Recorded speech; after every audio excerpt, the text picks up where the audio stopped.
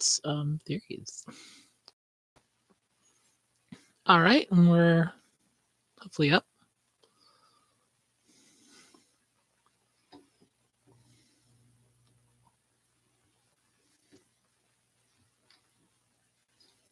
Already got a like. All right. Welcome everybody to the worst podcast ever. I'm your host, Andrew/Jessica.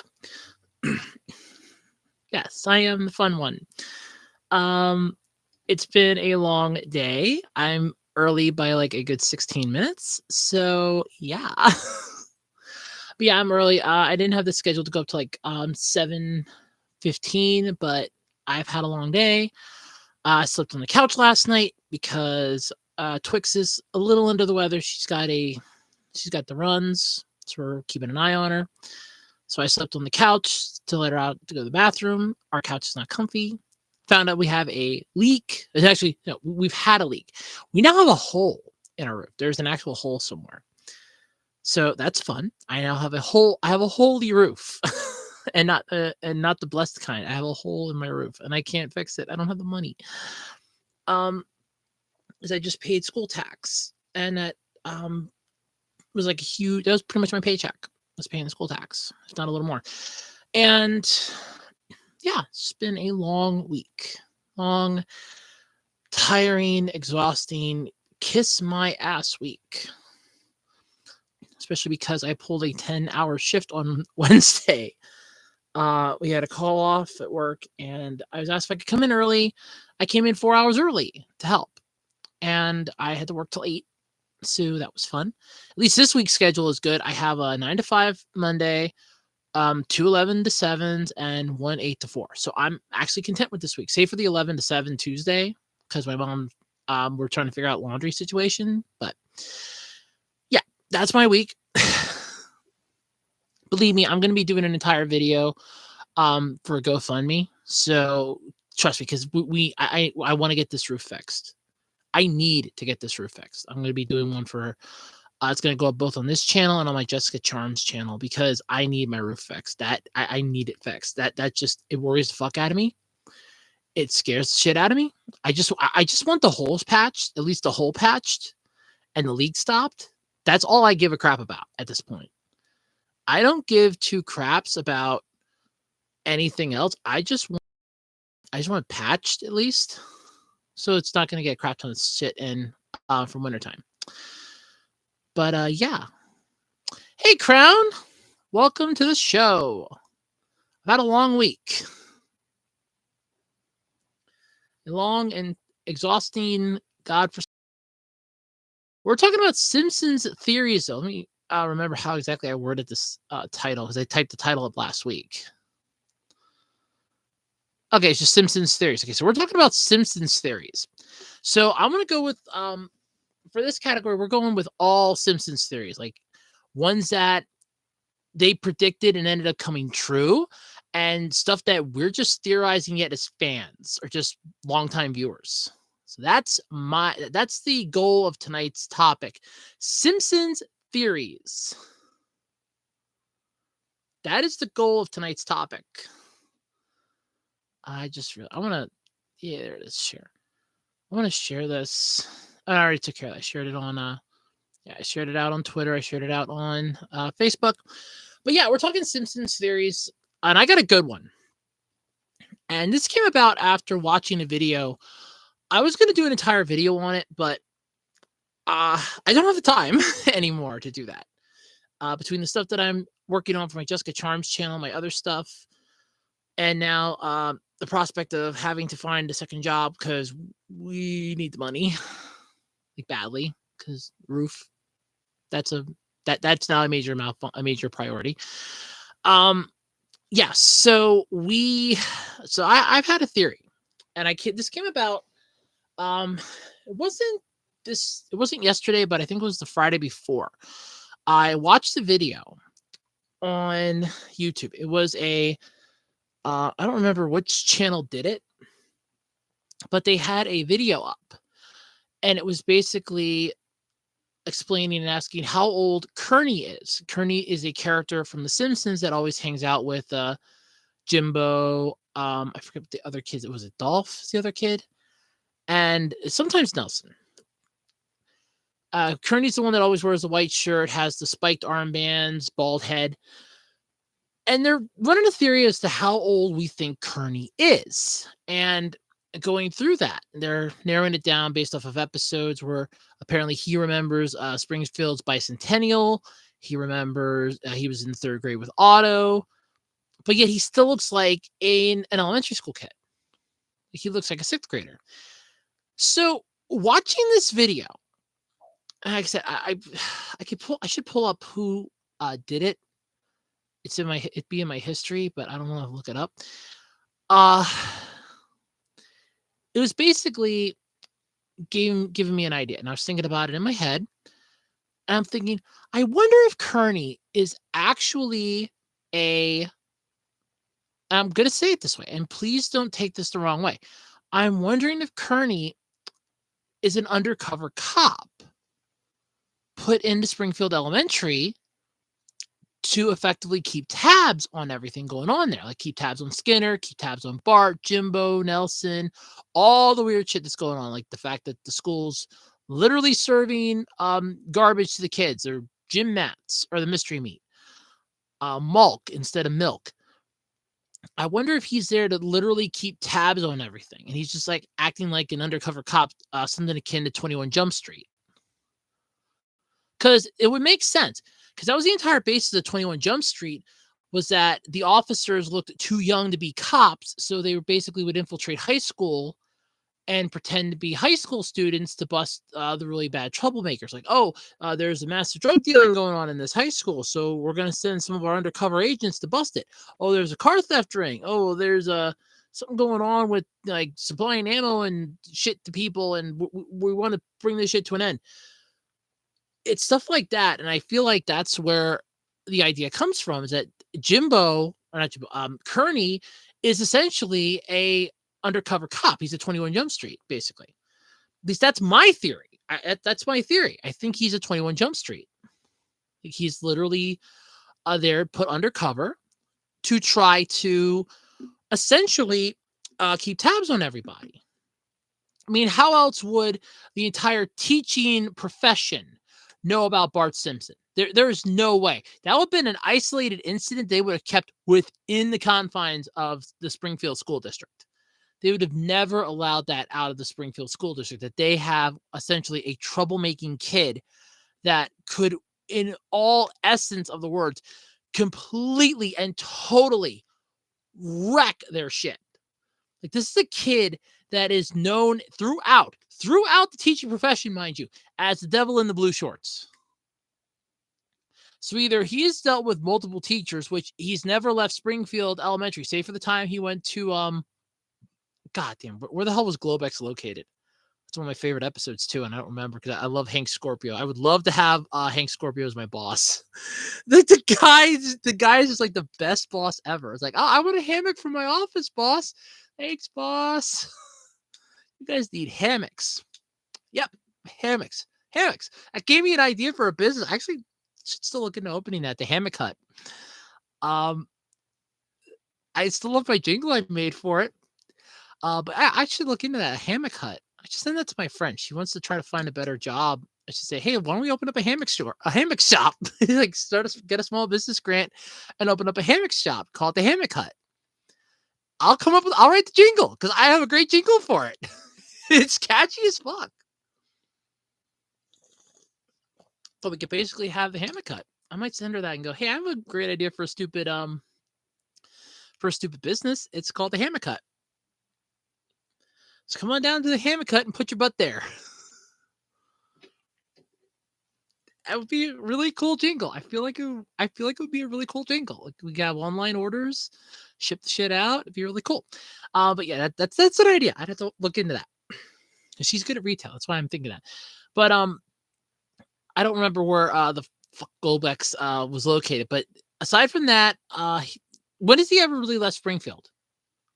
Capital City, I think Homer was there for maybe a week. Not enough time for him to start school and be known as a menace. Unless they sent out a transcript of Bart Simpson and it's like, this is the most wanted kid. Like if you have to deal with this kid, God help you. You know, make out your wills. Make out your wills. Um, you're dealing with Bart motherfucking Simpson here. Make out your wills. Say goodbye to your loved ones. Kiss your ass goodbye because you're dancing with the devil in the blue shorts. And you're not going to survive. I kind of feel like that would be the joke of the joke, but at the same time, it's funny as fuck. I love it. I love it. I love it if that's the joke. That basically Bart Simpson is essentially the devil in the blue shorts. That's just, it's hilarious to me that that is his entire ordeal. It's his entire shtick. But at the same time, I don't like what they do to Bart. I don't like how they manhandle him in the show sometimes. But yeah, I'm assuming that the only way that other schools and other organizations would have known about Bart would have to be from reports. Oh, here's a crime report of Bart's. The kid has a rap sheet 8.5 miles long, and that's just page 1. I think pages 9 through 75 or pages 2 through 90 at this point probably take up longer miles than that. It's like the first page is 8 miles long, and you're like, there's no way a kid like this exists. This is page 1 of how many. So far we have 90 pages printed. Our printer keeps dying. Bad.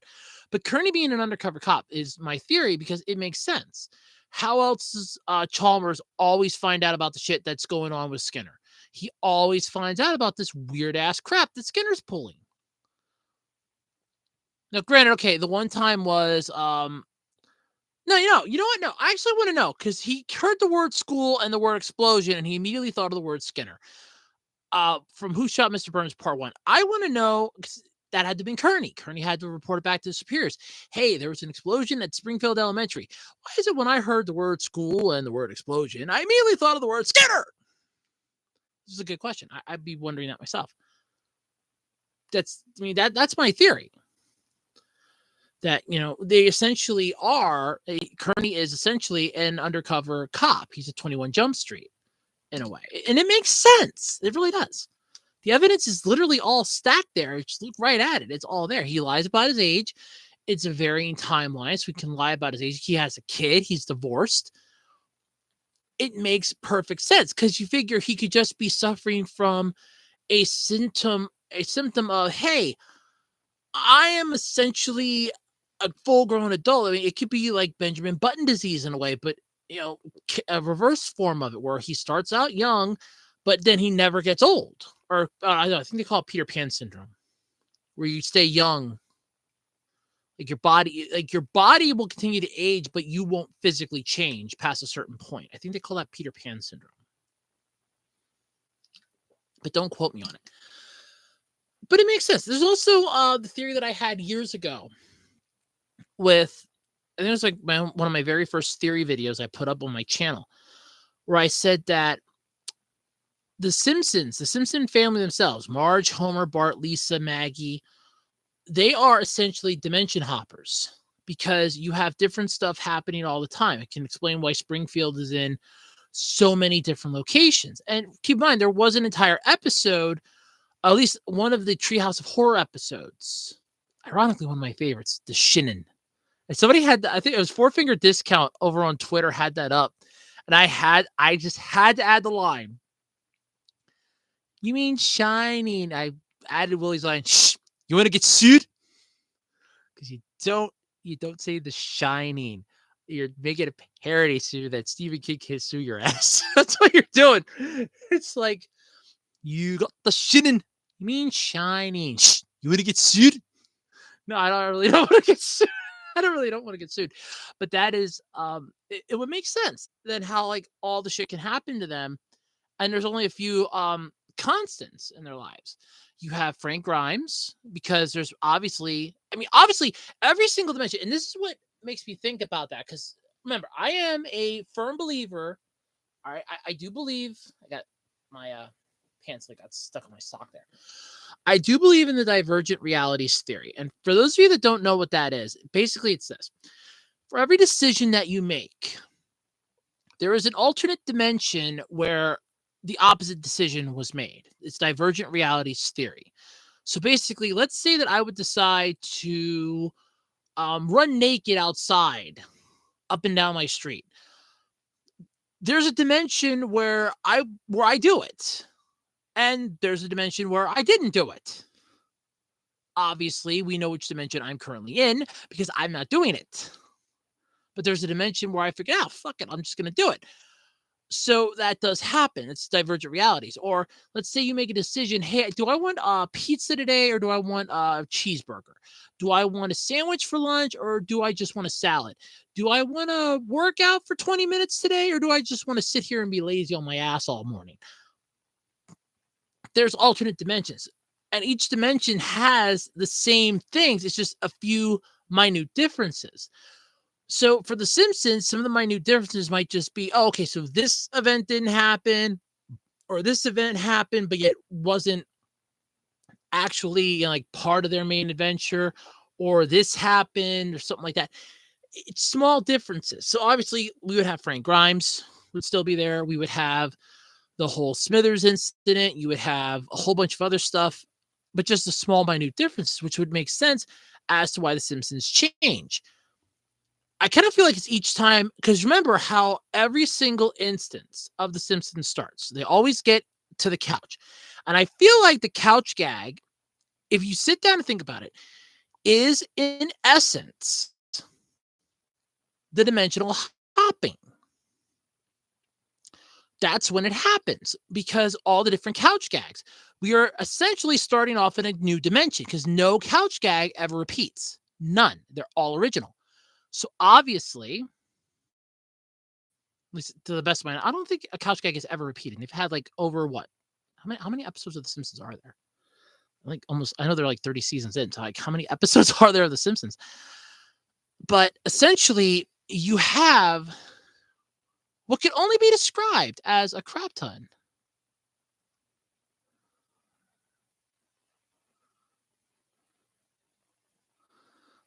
That's Crown, there are no lame theories. Trust me. Every theory is valid at this point.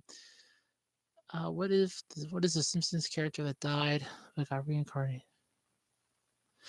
So basically, a Doctor Who like scenario where they basically died, but they were reincarnated. But it's like the world. It's sort of like Kenny McCormick from South Park, where he could die, he comes back, and everything's just completely the same. It's a pretty good theory, actually.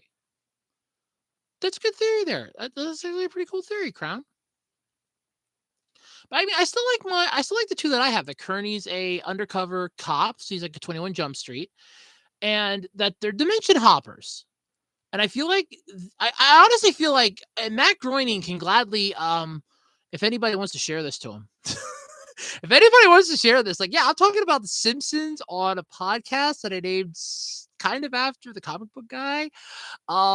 If you want to talk, if anybody out there in the internet wants to share this to Matt Groening, please be my guest. But I kind of feel like, unbeknownst to him, I think that this kind of weighs heavily on that. They're dimension hoppers. That's why a lot of stuff can happen and we can just write it off as not canon or just completely ignore it, which would make sense in a way. And like I said, I think it's the couch gag at the start of it that is our clues to which dimension we get. Are we getting a dimension that's more close to the original one? Or are we getting a dimension that's not? When would they have started this journey? I don't know. But I feel like the couch gag at the start of every episode is where the starting point is. Think of it like Quantum Leap in a way, where they're traveling within their own time frame, but they're just crossing dimensions.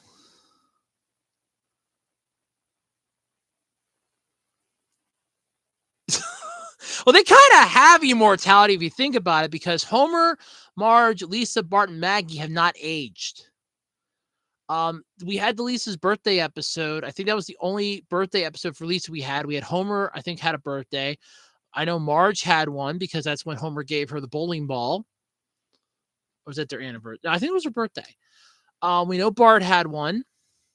and I'm pretty sure Maggie had one. So all of the Simpsons cast have had a birthday, at least one. So they are essentially immortal. I mean, Bart Simpson has been 10 years old now for how many fucking years? The show came out in 89, for God's sake. That show came out the year I was born. It started on the Tracy Ullman show, so it came out the year I was born. So obviously Bart is immortal. They're all immortal.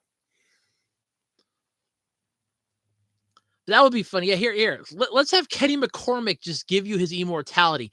Kenny McCormick, the only member of the South Park cast, the only legitimate superpower in the goddamn South Park series. Yeah, let's just have him give his immortality to this family. Brilliant idea. Brilliant. That's actually really good. Let's just have him do that. I can see Cartman getting pissed off and wanting to go get the immortality from the Simpsons and tricking Homer out of his. And then just going, na na na na na na, now I am immortal. That would be, I would kind of get behind that. I would get behind that actually. I would so get behind that actually. I'm behind. I would be so behind that actually. That sounds really good. Na, na, na, na, na, na. I am immortal. I am now immortal. Na, na, na, na, na, na.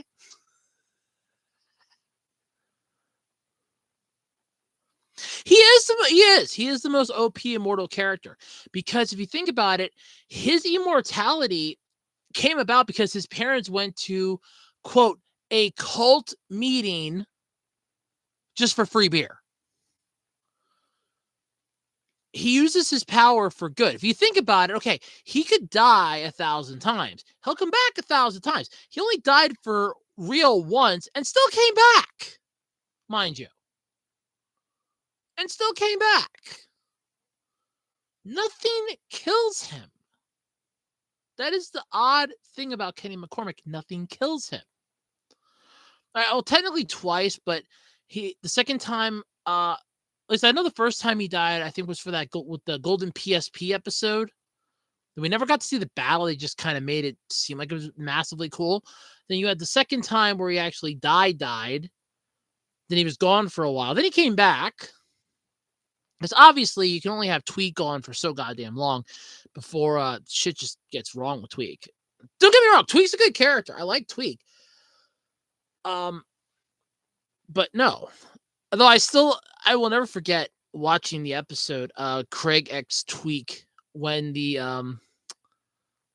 girl and the it wasn't even all the girls, it was just one group of girls made the yaoi art of the two of them.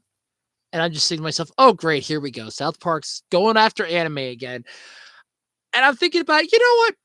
Fuck it. So just let him have it. Let him have this one. They had a really good episode, fun time with weapons. That was really good. Poking fun at the anime genre a bit. I love Make Love Not Warcraft, one of my favorite episodes of South Park ever. I did watch the Streaming Wars. I did find a way to watch those. I was not. I like that Cartman got his comeuppance in that. And I kind of wish, I'm going to say this. I want to say this, and I want to say this for the record. I kind of wish they would have kept that comeuppance for the upcoming season. That he would have been stuck with it as a permanent reminder of, this is how, this is what your arrogance has brought you to. But of course, they had to shoehorn in the conclusion to save the town and everything. And yeah, whatever. It honest to God, actually made no sense how they even sucked it out. Because I've understood, I've seen plastic surgery shows, so I know how breast implants work.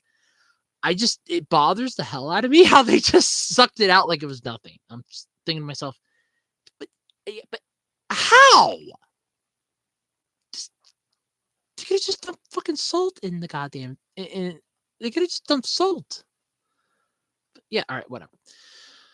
But yeah, Kenny is he is the most OP character. Because remember, out of actually all the kids when they were playing superheroes, he's the only one with an actual power. When he's Mysterion, he actually is very powerful.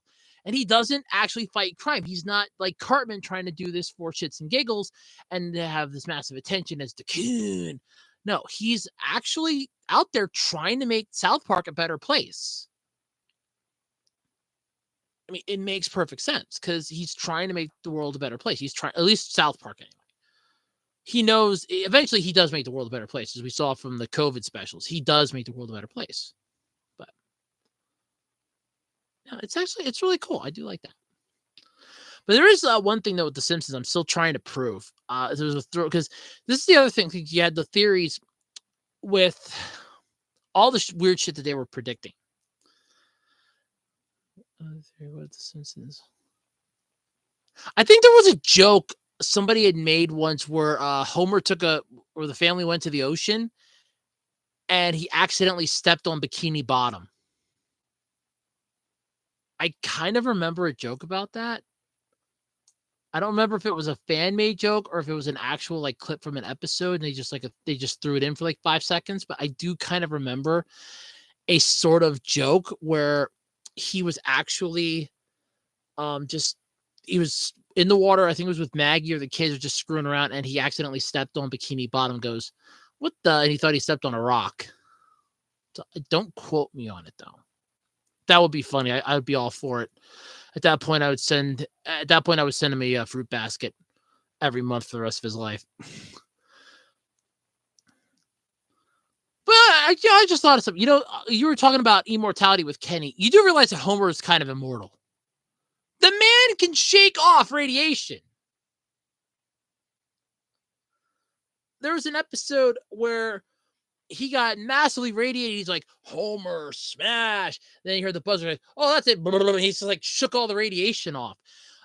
You had the episode where actually it's my friend's favorite episode, Homer Goes to College, when he actually melted down the freaking test van that had no nuclear material in it. He calls it to melt. He calls it meltdown in that. And they're still baffled. And he just shook it off like it was nothing. Frank Grimes lost his mind, tried to grab high voltage and electrocuted himself. Homer can get beamed in the head by so much, had so many snow mounds to the crotch. He literally was between a rock and a hard place in the Simpsons movie. The man is effectively immortal if you think about it. He doesn't die. Remember the episode, which, Jay, that's actually a good theory. Is Homer Simpson immortal? Because think about it this way. Remember, there was an episode of The Simpsons where he accidentally ate the poisonous pufferfish. And he wanted to eat it. It was fugu. Fugu, that's it, fugu. He wanted to eat the fugu.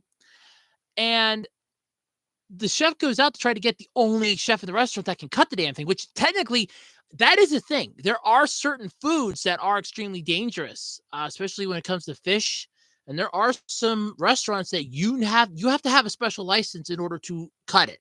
So if you have it on the menu, you better have a chef that has that license. There are actual licenses for it. Fugu is one of them. I have looked it up. You do need the license for it because it is extremely poisonous. It requires special training to both take care of the poison sac and handle the meat. And unfortunately, the chef was handling a different type of meat in the form of Edna Krabappel. May she rest in peace. So the chef goes, poison, poison, tasty fish. Yeah. And then Homer was supposed to die. Was it like 2 days later or 2 or 3 days later? He's supposed to die. And then he wakes up the next morning. He's listening to Paul Harvey, by the way, which I thought was funny as hell. You're going to go out listening to Paul Harvey. I always said I was going to go out with a bottle of Dr. Pepper in one hand and a slice of pizza in the other. And I'm no longer drinking Dr. Pepper. I can't drink it anymore after April. So, yeah, I have not touched a drop. I have been Dr. Pepper free now for over 5 months. I feel like I should go to a Dr. Pepper AA meeting about it. Yeah.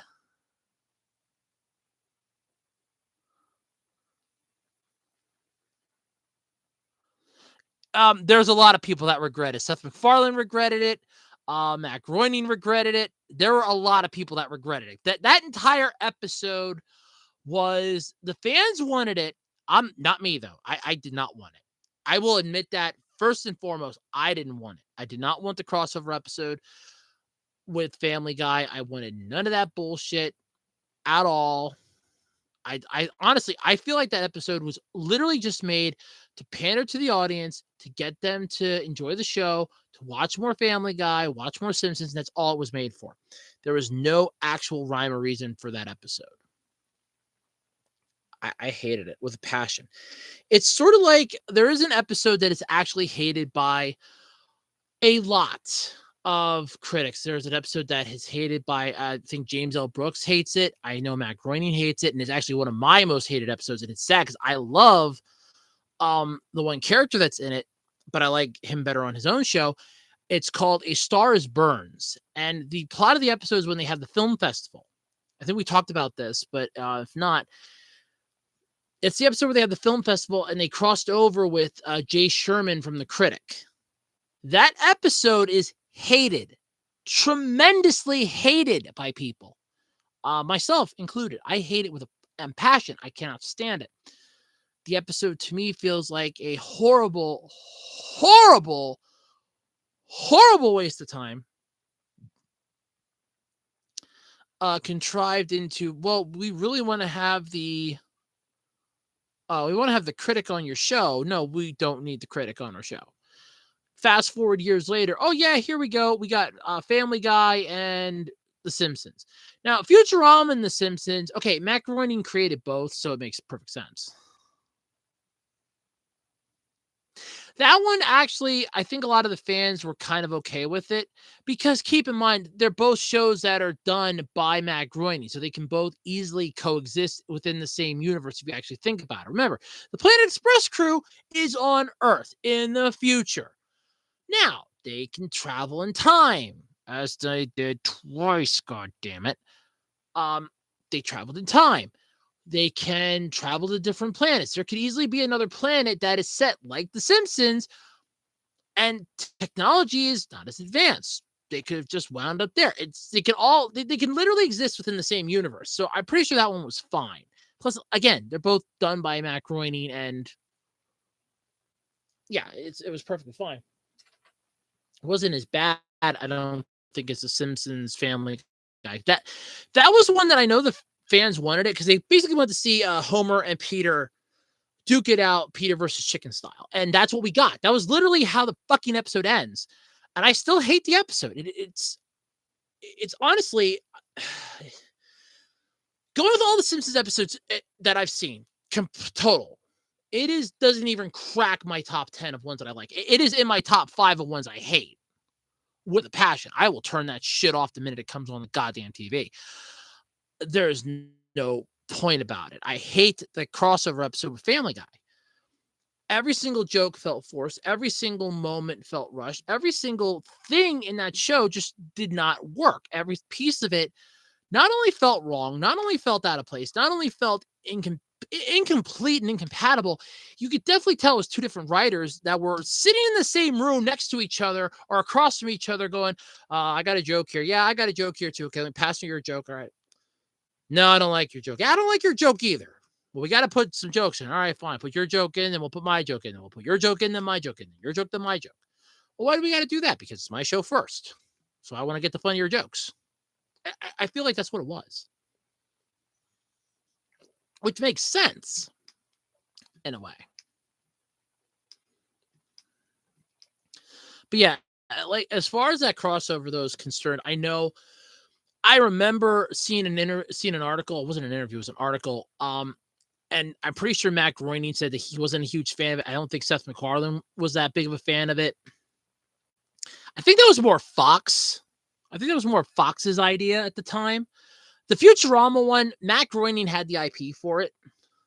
Morning Optimist, Matt Groening had the IP because he created Futurama. And he's like, look, I have this. We're still working on the shit for Comedy Central. I want to do a crossover with these characters. I feel like it's a good idea. We should really do it. And I kind of feel like somewhere along the line, Fox was like, you know what? We screwed Futurama pretty good. Go ahead. Go ahead. We'll give them a mulligan because they did. And I will stand by this 1,000 times over. I will preach this till I'm blue in the face. I will die on this hill about it. Fox on a Sunday night at 7 p.m. on a Sunday at 7. You never ever stick a show on a Sunday night at 7 during football season. Fox and the NFL are like this. Oh, hell, they're like this. Sometimes like this. If you got that one, you figured it out. But Fox and the NFL are pretty much tight together. But yeah.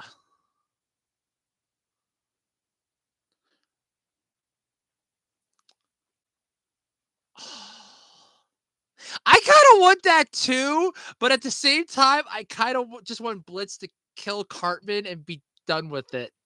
I'm willing to spare Kyle, Stan, and Kenny and the rest of the goddamn cast of characters. Say for Stan Marsh. No, it's not Stan, Randy. We can take out Randy. So Randy and Cartman get taken out, and the rest of them can live. I'm kind of cool and down with that, but yeah, just a bit. I mean, remember, it took him an entire season to essentially reset the status quo because, remember, you had the Dick and Balls episode where Cartman had created turned the hot dog place into an actual thriving restaurant, and all on the back of Butter's hard work.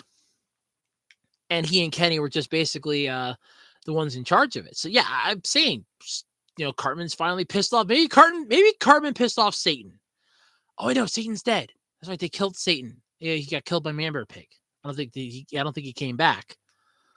I don't know, new Satan. Let's just go with that. New Satan. And Cartman just screwed somebody over, and that person winds up down in hell, and they find themselves in front of IMP. Were you screwed over in life? By the way, this is a free pitch, by the way, for the Immediate Murder Professionals. Were you screwed over in life or sent down here to hell? You want to get back the people that fucked you over? Well, here at IMP, we have access to the living world, and by God, are we gonna use it. We'll go up there and pretty much fix your problem for you. By the way, Vizzy Pop, you missed a perfect opportunity for that goddamn jingle to be your fucking theme song for that show. You guys could have had a great theme song for that. The Immediate Murder Professionals, you just call it Hell of a Boss. That would have been so cool.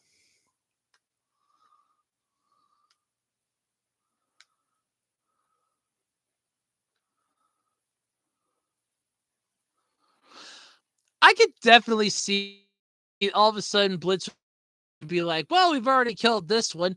How are you back here again? What the hell? Oh, what the? You're back again? How's that possible? And then finding out that Kenny's immortal and it just pisses him off. I could see that. I would be down with that. I would be down with that. That would be funny to see, actually. I would really like to see that. I don't know. Maybe we can. I don't know. Maybe people should check out, see if Vizzy Pop has a Patreon, like special request or something. Put down, hey, I'll donate X amount of money if you make South Park. If you get in touch with the people with Matt Stone and Trey Parker, and see if we can use some of their characters for an episode of Hell of a Boss and throw them in, even just like his background characters. Just have like Kenny. Have like Kenny be like this round, like go around this circle. It's like he's in hell, he's up there. He's in hell, he's back. He's in hell, he's back. Or just no, I got it. This is perfect. This is how you could have a Hell of a Boss crossover with South Park a little bit. Spot. There's like a room, an entire building that says reserved for Eric Cartman.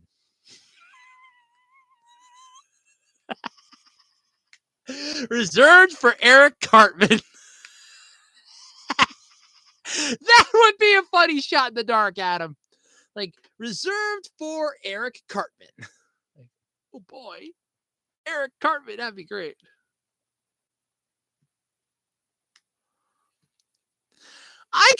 Yeah, Moxie's nice to everybody, so I could definitely see that. He probably would befriend Luna. She would probably get along with him.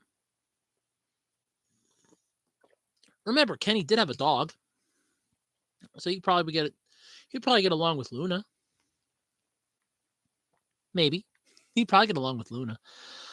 I'm trying to think like who they would all get along with though, because you have what? So you got Moxie, Millie, Luna, and Blitz are the four main employees of IMP or the Immediate Murder Professionals. Seriously, Vizzy Pop missed a great Crown. Is it? Am I wrong in this? But did they miss the primo opportunity with the jingle from that pilot episode to be the theme song for the series? Or am I wrong in that? Because I feel like the jingle for IMP would have been a perfect theme song for Hell of a Boss. I really do. I feel like that would have been the perfect theme song for Hell of a Boss. Maybe they couldn't get the rights to use it in every episode, but I think they created it. It's like they should have used. I love that commercial. It's one of the best. I have that jingle on my MP3 player. I just love the freaking jingle so damn much. Yeah, like I knew it. They missed that. It was that was a primo opportunity that they just let piss by. Like that jingle was, that thing just slapped hard, and they just ignored it. Like, well, nah, we're good. Like, really, that you're just gonna let that jingle go? It's like the best goddamn jingle. It's the immediate murder professionals jingle. And, all right, fine, just gonna let it go. That's cool. But oh my god, now I freaking love that jingle. It's like I said, I have it on my MP3 player. I love that jingle. It's one of my favorites. It's so fucking good. It really is.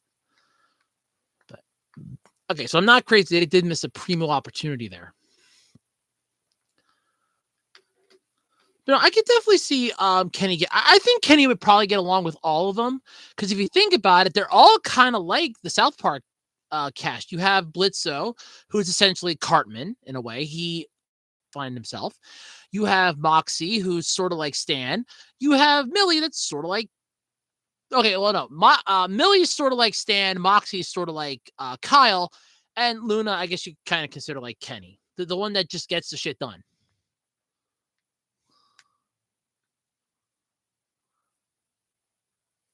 No, I'm kind of wondering if the kid that they were paid to kill in the pilot episode of Hell of a Boss was supposed to be like a representation of Eric Cartman. Because remember in the jingle, they go, kids die for free. And then they get the call from the clients like, hey, look, that kid was the one we were supposed to kill. Really? Really? Our client wants us to kill a kid. Yep. Christ on a stick. I guess there is a God. It's like, yeah, I really feel like I wondered if that was a play on Cartman. Because, I mean, it makes sense. Because you could have, that kid was basically acting exactly like Eric Cartman would act. 100% to a T. How Cartman would act. 100% down to a T. 100%. Oh god, that was just, I love that pilot episode. I love the last episode that we watched it. My mom and I watched it last Saturday. Or was it last Saturday or Saturday before it came out? Episode 6. I don't remember, but I watched it. I love that episode. Freaking beautiful. My god.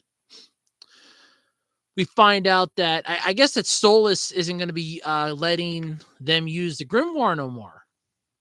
He's trying to get them a crystal to do their work. So I guess they're not going to have the book anymore. Sucks. I mean, that's their entire shtick. They have the book, but I guess he wants to keep it under lock and key. So I'm wondering if there's going to be a shakeup in hell. I mean, I kind of like the whole, we find out that Asmodeus and Fritz are kind of a thing. But if you think about it, back to episode 7 of season 1, we kind of knew that. Or Fizzaroli, yeah. It made sense that they were a thing. Because they were getting way too chummy during their number, trying to compete against Moxie's number.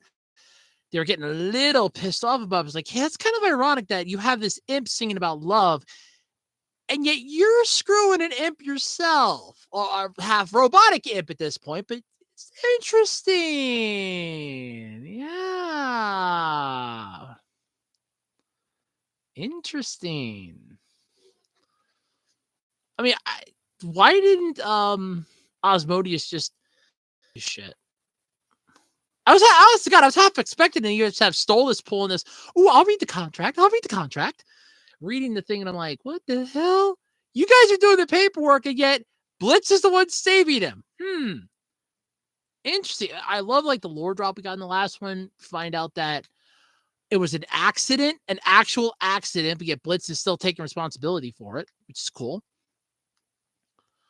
And it was an accident. He bumped the person that was bringing the cake, knocked the cake out of their hand, which started the fire. He got scarred by it. We're assuming that his mom died, that Blitz's mom died in the fire, because he made the comment, "You have no idea what I lost." Probably the love of his sister, because we've seen what a fucking train wreck she is. And obviously, his mom probably croaked, so that's great. So it's 2 down. But yeah. Oh, God. No.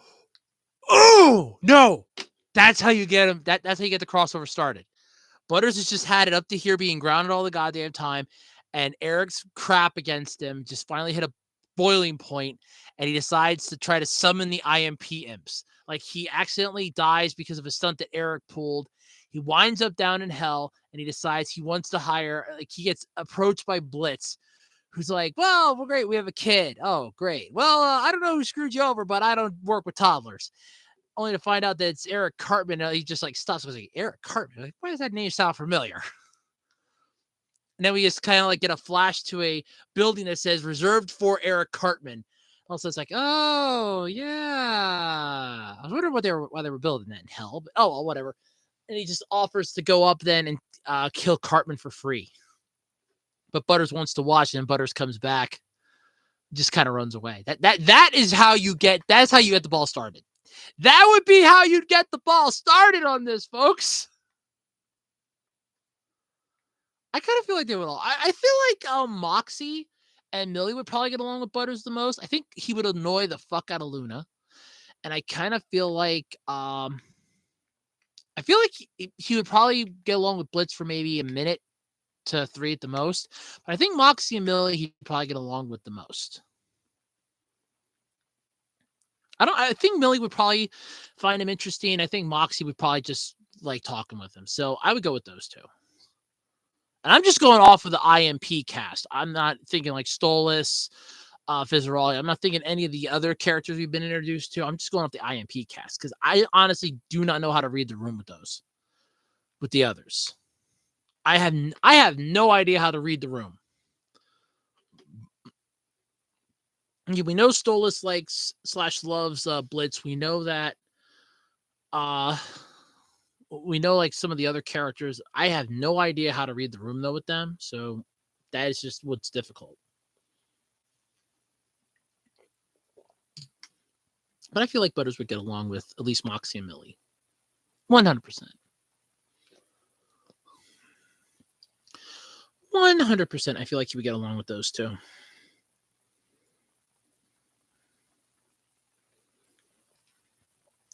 %. He'd get along. He would at least get along with Moxie and Millie, if anything.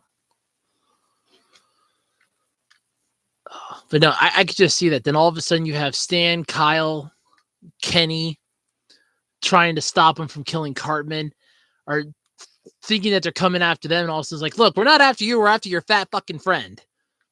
Oh, you guys are after Cartman? Oh yeah, he's right over there. God damn it, you guys! Then Cartman just tries to take off, where you have Blitzo chasing him. Or sorry, you have Blitz chasing him. They're always silent. Yeah, Blitz chasing him. And it was like, just look over at Butters like, you brought imps from hell to kill Cartman? Yeah!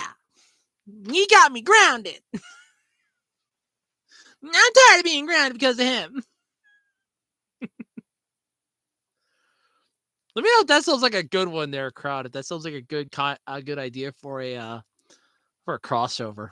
Just that's how you get them. That's how you get it goes. Like an entire episode of South Park, we got hell of boss characters in this, and they show up trying to kill Cartman. The only downside is that you have what is essentially yeah,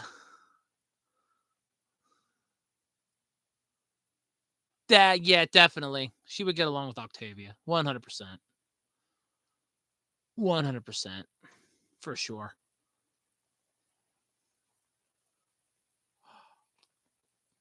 But I was trying to figure out what I was going to say.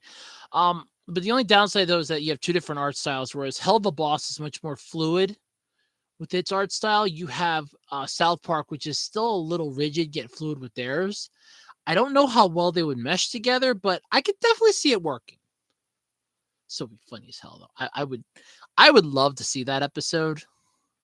That would be cool to see. 100%. Oh my god. That would be interesting.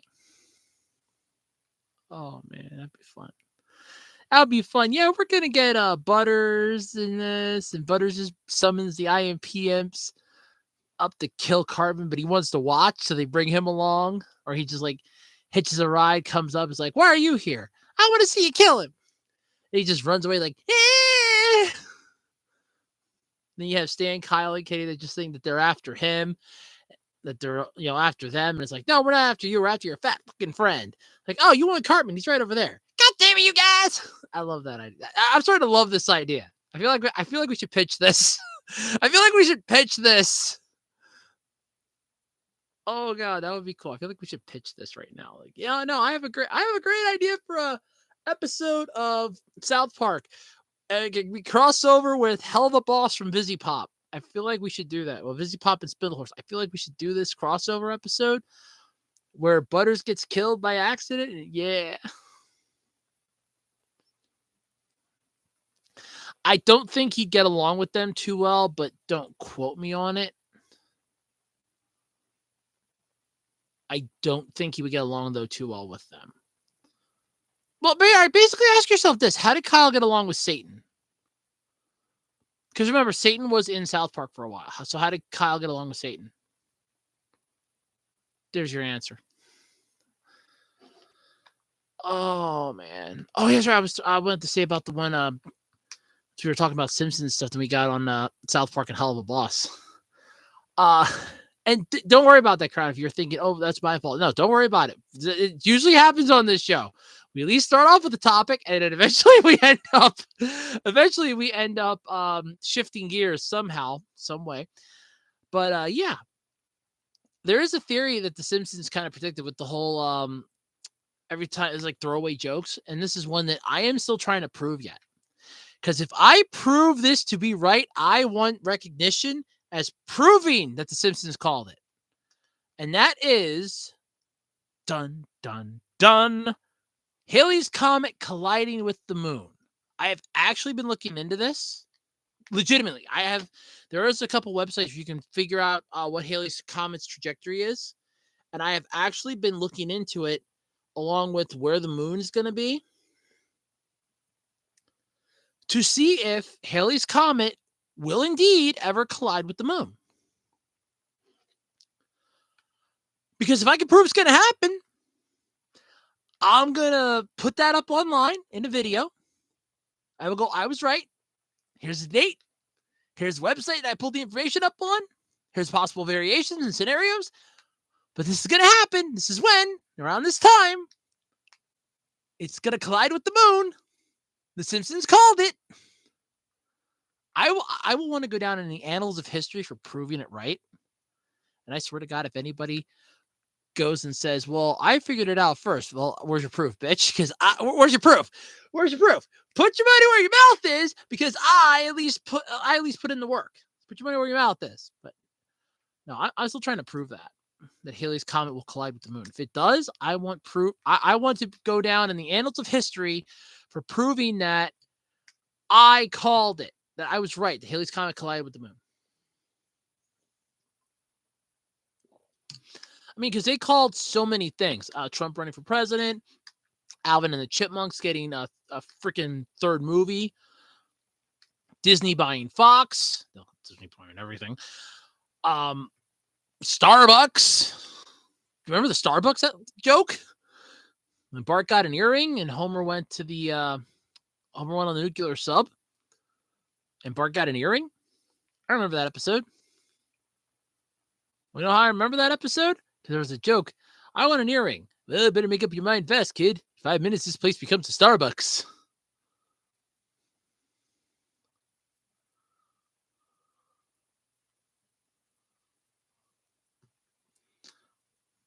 I can see the Nutty Professor, Hell of a Boss, definitely. I don't see Norbit, though. Norbit was one of those one-off movies. I liked it. Don't get me wrong, I liked the movie, but I feel like it's more of a one-off movie, more so than a entire universe. I feel like this is a self-enclosed universe. Nutty Professor, definitely. Hell of a boss, yeah. I don't see it with Norbit, though, because if you think about it, they kind of already did an Norbit thing in a way with Cartman kind of corrupting the girl that he was, in a relationship with. Yeah, let's all remember that. That poor girl never had a shot in hell. Cartman ruined her. Cartman ruined her ass for everybody. He ruined her. I'm trying to remember what happened to 90% of the characters in South Park. I feel like most of them got forgotten over the years. Yeah, I remember there was an episode, Baby's Boobs Destroy Society. You had Make Love Not Warcraft, my all-time favorite one. There's just so many characters that got introduced. We lost Chef because Isaac Hayes had it up to here with the writers in that, which I don't blame him. I could understand why. You had, what was it, Big Gay Al. You had, oh God, how many other fucking South Park characters are there? I don't even remember the doctor that lives up on the hill. The one that, the old geezer with the dog and his little munchkin. I can't think of this little mini me. I can't think of his name. You had him, Randy Marsh. I can't think of what his wife's name is. Oh, Cheryl. I think that's what her name is. Cheryl Marsh. You have Shelly. You have Kyle. Gerald. Well, actually, you kind of have a Norbit right there with Gerald and what the hell's Kyle's mom's name? I can't remember what her name is. Oh my God. You kind of have a Norbit situation there in a way, which is interesting to say the least. You kind of have a Norbit situation there, but yeah, I would go with they have a Norbit already, but I couldn't see them crossing over Norbit. Night Professor, yes. Norbit, no. Hell of a boss, definitely. I mean, we have established in South Park that hell exists. Okay, they have literally battled and befriended and even had Satan try to fight their battles for them. We 100% have proven that hell exists in South Park. We know it exists. There is a hell. Yes, I am 100%. We could get hell of a boss. The crossover with them, 100%. Nutty Professor, I could definitely see that. I could see that. Norbit, not so much. Norbit was pretty much just centered in one town, one area. Wasn't really much of a thinking outside of this area sort of deal. So I can't see that, but definitely the other two, 100%. I think we're going to talk about South Park next week. I'm kind of liking this idea. I could brush up on it a little bit, and I could maybe get my buddy Sean to join us in the comments. He was a South Park nut. That was what him and I did when we were in tech school together. Every Wednesday was South Park Day. So we'd watch the new episode. We'd each watch the new episode that night. And that Thursday morning, we'd be talking about it as we're sitting in the back of class. We had math Thursday morning. We're sitting in the back of class and we're just like, "Did you watch last night's episode? Hell yeah, that was great." That's what we did on a Thursday. Because him and I both, the math we had to take, I'm not even joking on this, okay? I'm shitting you not on this. The math I had to take in tech school was elementary grade math. I understood elementary grade math, but we had to take it anyway. It was a requirement. My buddy Sean understood elementary grade math. So we were like, look, we piss whipped our way through the assignment for the day. We're literally sitting in the back. We're being quiet about it. We always sat next to each other. We're sitting in the back. It's like, we're sitting back here. We're fine. We're just shooting the shit. That's all there is to it. But I mean, we were paying attention. We were paying attention. It was like, yeah, what's this? Yeah. We already knew the math. It was not difficult to figure out. I still have my math book yet too from that. Believe it or not, I still have that. There's like 4 or 5 textbooks I actually kept that I actually give a shit about. The rest of them I have sitting, I think, up the top of the stairs. I want to get rid of. They might help someone. I don't want them anymore. But I still have. I have a book, how to actually write, like how to write stories, that we had to take an English class And that was one of our textbooks. We never used the damn thing either. And I have it. I have cracked it open, read a couple things of it because I actually have wanted to write stories to actually sell, like actual books. Chat When I was having my issues back in April, I actually asked ChatGPT for help to give me a couple ideas, kind of give me something to go off of. And I like the one that they gave me. I love the idea for it, and we came up with a good title for it. And I just want to work on the story if I ever get a chance to.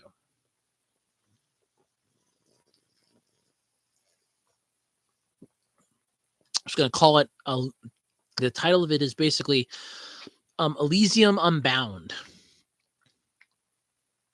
It's a really cool story because I just had it's like, hey, this is a general idea. Can you give me something I can like kind of go off of a little bit to figure something out? And it did not disappoint. I'm not having it write the book for me. I want to try to write it myself. I just wanted something to kind of give my brain a jump start for some ideas and some imagination. Because again, I was not in a good spot. I was not in a good place mentally in April. I really wasn't in a good place. I'm actually in a better place now. A lot better. Well, okay, not completely mentally because I have other issues now that are going on, but more or less better than I was about the issue that caused my problem. So there is that. Yeah, I think that might be next week's topic. I think I'll message my buddy Sean later. I gotta talk to him later. Anyway. I gotta send him a message through Facebook then and go, hey, by the way, I'm going to talk about. I have a podcast every week on YouTube. Would you like to come into the comment section? And I want to talk about South Park next week. I think we're going to talk about South Park. I like me. We have not even crossed. We haven't even really scratched the surface on it. I really want to try to go to town on some other things with it. So we are definitely going to talk about South Park next week. And I'll see if my buddy Sean can join us in the comments. No promises. He might be busy. He probably will be because I think his Shocktober shit starts up next week. So he might actually be busy. He may not be able to join us. But I will give it a shot and see if he can. Say, hey, if you're free and if you can, would you like to come into the comments section for it? Because I want to talk about South Park next week. And you're the biggest South Park aficionado that I know. It would be I can't have him physically. I mean, okay, I could actually ask him. He doesn't live that far from here. I could actually ask him, hey, you want to come by? But that I think is out of the question. I don't think he has. I think he is busy. But being in the comments, he might be able to. I don't know. Like I said, I'd have to double and triple check, but I'll ask him if he's interested. He can join us in the comments. If not, that's next week's topic. Though we were talking about South Park 100%. Because you had the South Park movie. I kind of feel like we're never going to get a second one either because of how many holes and hoops they had to jump through. Because remember, they couldn't have, I think it was like 400. They could only have like 400 swears. If they had more than 400 swears, it automatically would get an R rating, and they kept it to PG-13. They had 399. They were one off of They were one off of the magic number. I think it was 400. They were one off of it to not have an R rating. Just one. That, my friends, is talent. That we can talk about that next week. We're talking South Park next week. 100%. We're talking South Park. We're talking South Park next week. Plus, this will give me a chance to refresh. I don't remember all the names of everybody, and that honestly is bothering me that I don't remember everybody's names. I really don't. It bogs me. Yeah, it bugs me. It really does. But yep. So we got anything else for this episode? We were talking about Simpsons theories. And then we went into Hell of a Boss, which I'm perfectly fine with that. Then we kind of went into South Park, and I gave you an idea there for next week's topic. We're going to talk about South Park next week. But any ideas? Any ideas at all? Any other topics? Any other things you want to talk about this week? Anything at all?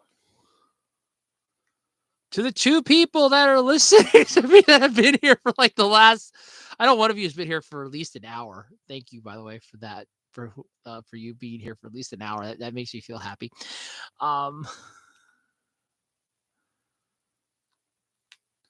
Good luck with that. They're already rebooting Batman. They're rebooting their entire DCEU because they fucked it up so bad. We're getting a new Batman. I think that's why we're getting what's his name's coming back. Michael Keaton. That's why he's coming back as Batman. They're rebooting. They're probably going to be rebooting Wonder Woman again because they. I've said it before and I'll say it 1,000 more times. DC worked perfectly well in animated. Marvel did not do well in animated, but they do much better in live action. Know where your strength is. Don't try to copy each other. Marvel's sitting over here looking at that like, what the hell are you guys doing? We're over here making movies. Okay, that's great. Why are you over there making live action movies? You guys suck at it. Because we're making money. No, you're losing money. We're making money over here. Do you see this? Do you see this table over here? We have 8 different types of milkshakes. We have cheeseburgers with gold flakes on the cheese. On the cheese. We have a pizza that was flown in from Naples. It's still fucking hot. This right here is just off of Iron Man 3. What are you doing over there? Well, we ordered off the kids menu. We had the chicken fingers and the French fries. And which movie got you that? Wonder Woman. Yeah, that's pretty much. That's what we thought.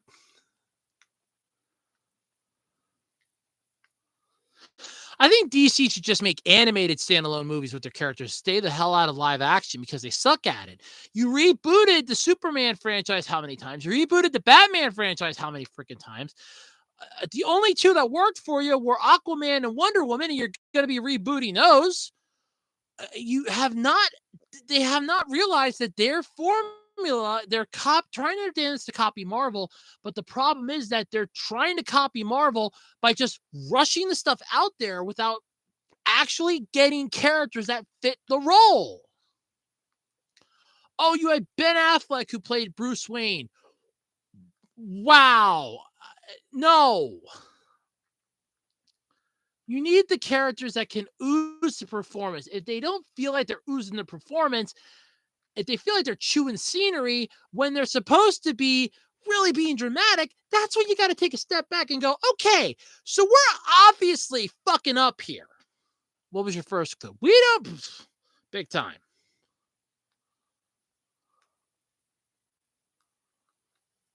Obviously it must. Damn if I know why. Well, figure it this way. At least it's not Zack Snyder's Batman. He wanted rape in the Batman movie. Let's just never forget the fact that he said in an interview he could make a Batman movie, but his would have a prison rape scene. This is the man that everybody demanded the Snyder cut of Justice League, which wasn't any better than what we got, mind you. And yet he wanted, no. They've rebooted their franchise way too many times.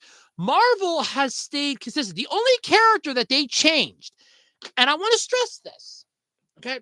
I'm stressing this. There is only one Marvel character that was changed twice. Twice throughout its run. You had the first Incredible Hulk. It was the Hulk, the first one. I forget who played Bruce Banner. Then they completely retconned that shit with the second movie with Edward Norton. The Incredible Hulk with Edward Norton in it. They completely retconned that abomination of a Hulk movie that we had gotten. That very first one, they completely retconned that. They retconned the shit out of that. Hell, we basically understood how Bruce Banner got his goddamn powers within the first 15 minutes of the Incredible Hulk movie. None of this cutaway comic book crap. It was beautiful, perfect, short, sweet, to the point. Then, and that came right after Iron Man. They knew what they were doing. The only reason they had to change actors was because Edward Norton priced himself right the fuck out of Hollywood by demanding X amount of money per film. Oh, yeah, I know. I love that one. That's actually my favorite Hulk movie. Then you have Mark Ruffalo. Now, don't get me wrong. I like Mark Ruffalo's Hulk. I think he's good as the Hulk. Don't get me wrong on it. But I did like the Incredible Hulk with Edward Norton in it. I thought that was really good. You have Bruce Banner, who's essentially on the run. He's lean. He can't even live in his own country. He couldn't even have sex, for God's sake. He finally gets Betty. He gets the girl that he has wanted, the girl that he loves. And they're laying on the bed. They're doing what comes naturally between two human bodies. And all of a sudden, his heart monitor starts beeping like crazy. And it's like, I can't. I can't because I'll turn into the Hulk. And then, no, I can't. I mean, the movie fit him perfectly. You have this character that just feels so completely isolated, so trapped in his own world, he can't escape it. Then you have what is essentially, oh, here's this version. The first one that we got. Now I saw both, mind you. I've seen both. I like the Edward Norton one a hell of a lot better than I don't even know who played in the first one. See, I think like Nick Nolte was Absorbing Man in that one. That's about the only person I know. That's it. Screw that movie to hell. This other movie, I like the fact that Norton's character does a complete and total 180. He wants to try to help them to take down Abomination. He's got to help. He knows he has to. He didn't technically stop the Hulk from ever coming out. He just forced it so that he has to trigger it himself. It doesn't happen spontaneously. He actually has to trigger it. That's all he essentially did.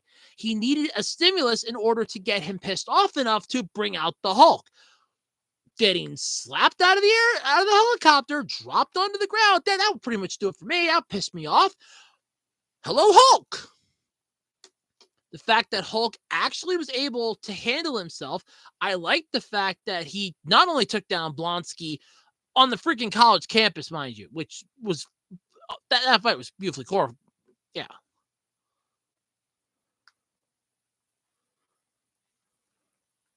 Yeah, please don't. Please don't. Well, keep in mind the Hulk we have now is Mark Ruffalo. And now here's my question. I've seen, I want to bring this up too.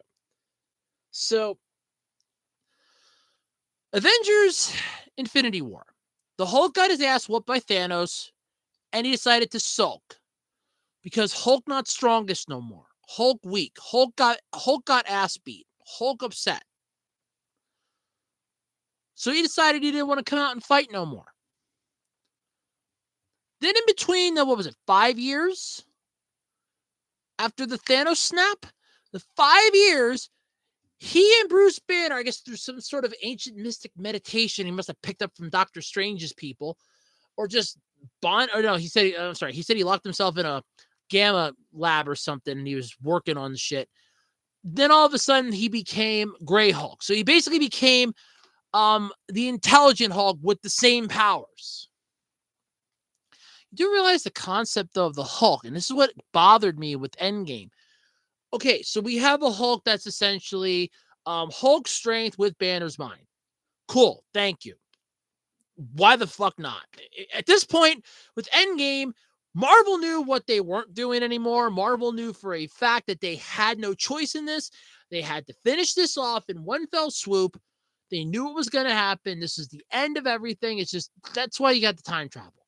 Whenever you have time travel in a movie franchise, and it was not in there from the start of it, it's not based in any aspect of it, they just pull it out of their ass.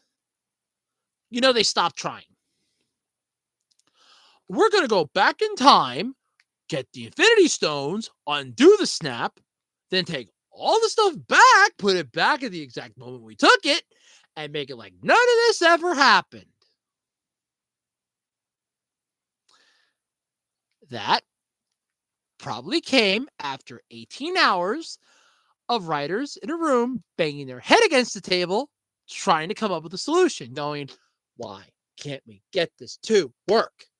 Very simple. Because it doesn't work. It's time travel in a movie franchise that never had time travel. You pulled it out of thin air. Nowhere in Iron Man was there ever a mention of time travel in any of those three movies. In the Avengers movie, nothing. Age of Ultron, nothing. Infinity War, jack diddly shit. Endgame, time travel. Why? Because we got nothing else. Yeah, because you have the Infinity Stones that are gone. How do we get the Infinity Stones back? Well, we can't. It still bothers me how Thanos destroyed the Infinity Stones with the Infinity Stones.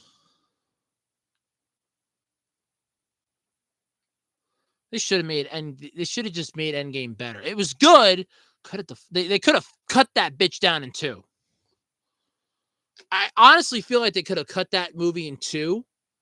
100% they could have cut that in two, and it still would have been good. And Endgame Part 1, Endgame Part 2.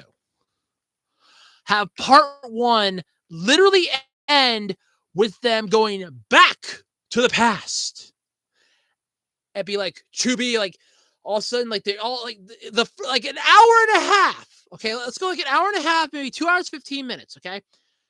That entire buildup is everything. They're coming to grips with their reality. Okay, we've killed Thanos. We can't undo this. It's been 5 years. What the hell do we do?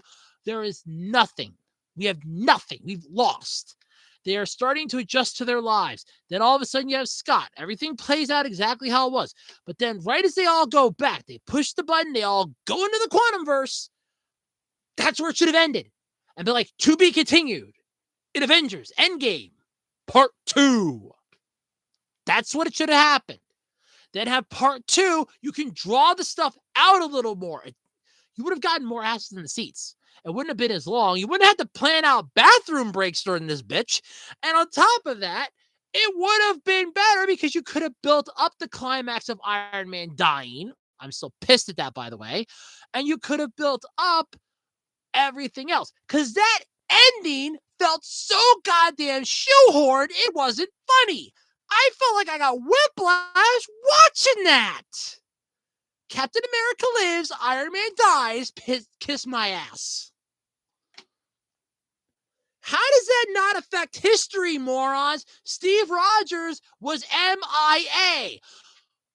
Okay, cool. So this Steve Rogers decides, I'm going to be selfish, stay back in the past. Whereas your other self is in a goddamn iceberg. Okay? Your other self is frozen in an iceberg. In the middle, what was it, like the Atlantic or the Pacific it was frozen in? So it was the Atlantic. Thank you. I figured it was the Atlantic. Your goddamn other self is in the Atlantic. You are effectively screwing with the time stream so bad it isn't funny. Why not send a note to Iron Man while you're at it? Just fix this even better. All of a sudden have it be that, oh, look, there's Captain America sitting over there on his nice, park bench wanting to give the shield to Sam. And then off in the distance, you see Tony Stark put his arm around Pepper and around Morgan and just go, this is right. And all of a sudden I go, how are you? Don't ask. Even I don't know. No, it's because time travel. Because Steve Rogers sent a note, literally wrote down a note and had it delivered to Stark Tower at this particular time, on this particular date. And inside of it said, you are going to die in a battle against Thanos on this date at this time. That's all I can tell you. Please don't die. The world needs you. I just fixed Endgame in 2 minutes or less. I fixed Endgame. They should have split it into 2 parts. They could have kept Iron Man alive. They could have given Captain America his goddamn ending that he got. And everything would have made sense because you could have drawn it out a little more. Like, it was way too fast paced. And then we're back into the past, going through all this. It's Whiplash City back there. That's what I'm saying. They could have easily just been like, look, none of this makes any sense. We're going to piss off the fans if we try to make this one movie. Let's just stall it out, split it into 2. It still counts. We're not violating anybody's contracts. Let's just get this thing over with. I mean, you could have had Iron Man designing suits for Peter Parker in secret. Like, look, I'm living completely off the grid now. Okay, this home is where I'm living. Pepper, you're still in charge of my shit as part of my will. I'm staying the fuck here. Morgan just has to keep a secret, and I'll have Peter come out here and keep me company every now and then. If teach him, the better things of life. How to be an actual superhero. I'll mentor the kid like I should have been doing from the fucking start of this instead of the half-handed routine of, well, I'll have Happy keep an eye on him. Okay, well, kid, if Happy keeping an eye on him anymore, or have it be that he still existed when Doctor Strange had to do the spell, which, by the way, I will give kudos to that part for No Way Home, where Peter said that he has to make it that Peter Parker doesn't exist, that nobody remembers who Peter Parker is. So he's essentially erased himself from everybody's minds. I'm wondering if because of the entire thing with the time stream, because, and this would make perfect sense, by the way, if they would have did it this way, how Iron Man still could have known who Peter Parker is. Because he was supposed to die. So because his timeline was altered, he would not be affected essentially by Doctor Strange's spell. He would not be affected by it. He would still know how it works. He would still know who Peter Parker is. And he would look at Peter and go, look, you want to do this on your own? That's cool. You want a mentor? You want somebody to talk with? You want somebody to talk shop with? I'm right here if you ever need me. Like, I know perfectly well you're not going to be able, you have no information, no documents, no nothing. Nobody knows who the fuck you are. You don't even exist anymore. That's fine. Not a problem. You ever need anything? My door's open for you. Just because remember, when he came back through the portal, when he tracked down Iron Man in Endgame, Tony Stark gave him a hug. He was just overcome with emotions, like, he's back. The kid's alive. He's alive. He's alive. He's like, he just hugged him. I remember Peter going, this feels good. It's like, yeah, it better feel good because Iron Man was so sad when you died. He felt responsible for your death. But now you're back. He could have been like, look, just be a friendly neighborhood Spider-Man. I'll help you fix up some stuff for you. You want some tracking devices? I'll help you make that stuff. You want to do this on your own? That's cool, but let's do this. Let's do it right. But they could have made Endgame so much better. Like I said, don't get me wrong. It's a good movie. I like it. It's long as fuck. It's long as fuck. We could have easily gotten rid of some of the freaking dialogue in the past parts. But you could have improved this movie and you could have made both Far From Home and No Way Home so much better. Because you could have had it be like, okay, so Mr. Stark's still alive. I'm going to contact him. Like, Peter gets to the secret part and it's like, hey, Common. Like, Peter gets to the secret, like, goes off to this little dark area and goes, hey, Mr. Stark, out of curiosity, do you know a guy by the, does any of this stuff seem familiar to you? And all of a sudden have Tony go, yeah, those are former employees of Stark Industries. Pepper showed me the files. They were fired months ago. What the hell's he doing? Oh, did you get the glasses I sent you, Peter? Yeah. Good. Yeah, use those glasses. They should be able to take them. Just don't give them to him, though. No, just the half carmented, the half-assed, I'm giving you this safety measure to keep you safe. Remember, his entire thing was he wanted to keep Peter safe. But, yeah, no. You could have made Endgame just a little better.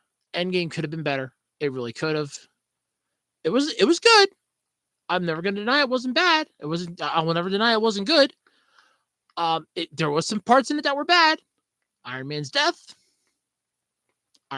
was not welcome. Especially the fact that you had goddamn fucking Steve Rogers go back into the goddamn past and live to a ripe old age. He could have easily left Tony Stark a goddamn note that said, and I quote, I'm still, this is what's going to happen. Keep yourself alive. Take precautions. I don't care how, but you die. the world still needs you, it would have worked out. I swear to God, it would have worked out. All right. We got any other topics? Yeah, the downside comment, you kind of came in. We've had a very long podcast this week. You have to rewatch this then. We've had a long one this week. Got any other topics? Anything at all? Because next week we're talking South Park. We be talking South Park for episode 31 of the podcast. We're talking South Park. We're going to be going down to South Park. Going to have ourselves a time.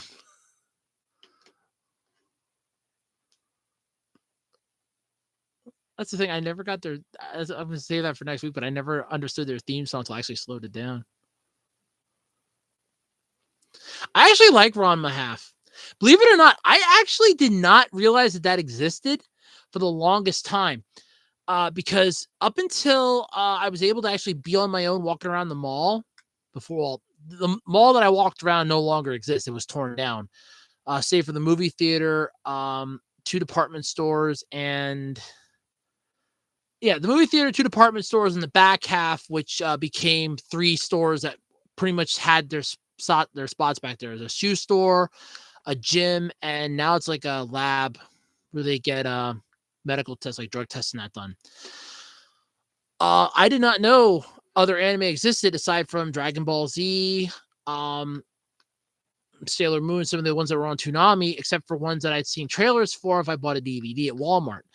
When I was walking around FYE, which is a 4-year entertainment, I came across Ron Mahalf. I actually like Ron Mahalf. I think that's actually a really cool series. I love the fact that Robot Chicken did a spoof on it, where you have the nerd who's like, he's going to be the sexy lady, thinking that, yeah, this is going to work out great, only to find out that the spring just had a very morbidly obese lady that died in it that had chronic flatulence. It's like, yeah, you're in hell. At that point, permanently hot showers for the rest of your life. It's like I don't care how bad it hurts my skin. I don't care how bad it dries out my skin. Permanent hot showers for the rest of my life. 102 degrees, please. It's got to be hot water. It's going to be hot water for the rest of my life. But no, I actually do like Ron Mahalf. I think that's a really good series. I have watched a little bit of it. I have read 2 of the manga. I don't own them. I was reading them at the local bookstore the one time. But I have checked out Ron Mahalf. I think it's really good. I think I had one of the movies. I want to see. I'd have to look. I'd have to ask my buddy Sean because he has like a majority of my movies right now because we weren't sure if we were going to be able to stay here or not. And I want to get them back, but I want to clean out a spot in the living room to put them. So I have to get around to that, which is a pain in the neck because our cat's sick right now. So I don't want to do too much work. But yes, I have seen Ron Mahalf. I think I have one of the movies. I think. Because I know the FYE that I frequented a hell of a lot. When they were going out of business at that location, put up a crap ton of their DVDs on discount. And that's how I got my hands on Bakuman Volume 1. Instead of it costing $20, it only cost me like I think like 11 or 12. And then sadly that was the only one that we ever got because then Viz just screwed the pooch on it. Or no, Viz I think got a second. Whoever had it first. Oh, Media Blasters. Never mind. Yeah, Media Blasters, they fucked the pooch on it.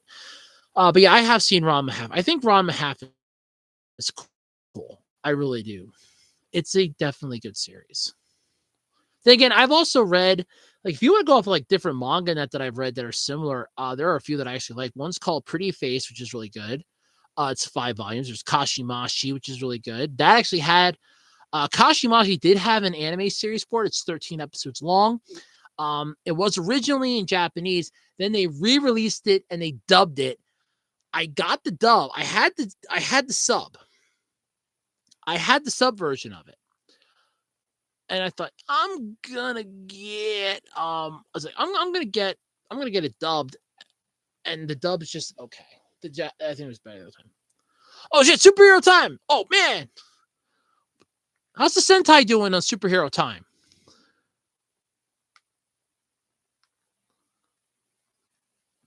haven't caught an episode of the new Sentai lately. And since they're not going to have the Sentai anymore for Power Rangers, I can just start watching the Sentai like, well, this is the only time, it's the only way I'm going to see this because it ain't coming to the States no more. What Kamen Rider are we up to, by the way? Kamen Rider. Which one are we up to? What Kamen Rider are we up to? Oh, you guys are gone. Damn it. All right, I'm going to go check that out. So let's call it. I'm going to watch some superhero time. So join us next week. We're going to be talking South Park. We'll be going down to South Park and have ourselves a time. There's friendly faces everywhere. And I don't care what they say, but they ain't humble folk. They are not humble folk. But we'll talk about that next week. Here on the worst podcast ever.